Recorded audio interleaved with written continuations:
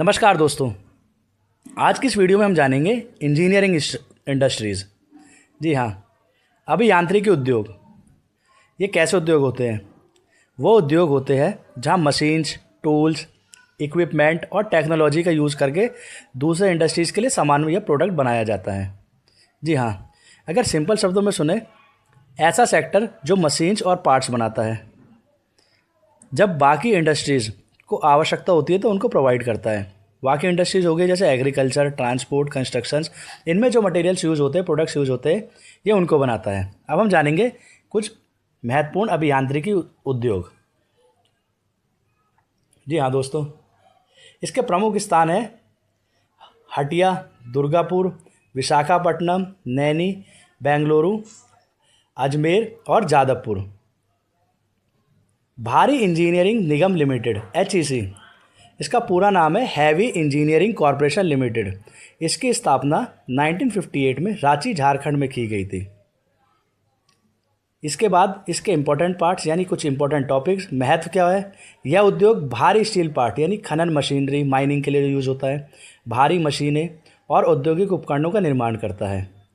HEC Ranchi Bharat के भारी engineering क्षेत्र का एक प्रमुख सार्वजनिक क्षेत्र का उपक्रम है। तो दोस्तों, आज हमने इंजीनियरिंग उद्योग के बारे में डिटेल में समझा।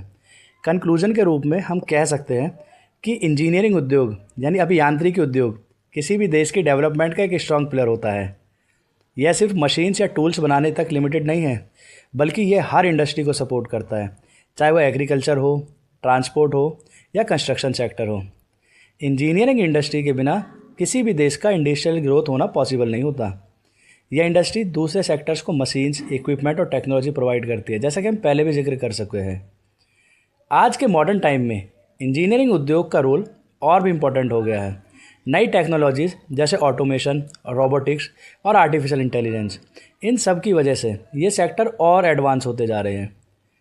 इनसे न सिर्फ काम आसान होता है, बल्कि प्रोडक्टिविटी भी बढ़ती है। इसके अलावा इंजीनियरिंग उद्योग रोज़गार के नए अपॉर्चुनिटीज़ भी क्रिएट करते हैं। इंजीनियर्स, टेक्नीशियंस और स्किल्ड वर्कर्स के लिए ये सेक्टर एक बड़ा सोर्स ऑफ एम्प्लॉयमेंट है। साथ ही ये देश की GDP में भी बहुत बड़ा योगदान देता है।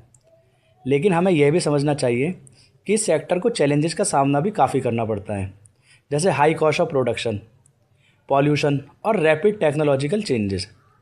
इन चैलेंजेस को ओवरकम करने के लिए हमें सस्टेनेबल और इको फ्रेंडली टेक्नोलॉजीज़ का यूज़ करना होगा। तो दोस्तों, आज की इस वीडियो में हमने जाना इंजीनियरिंग इंडस्ट्रीज़। जी हाँ, अभियांत्रिकी उद्योग, ऐसे उद्योग जो विभिन्न उसमें काम आते हैं।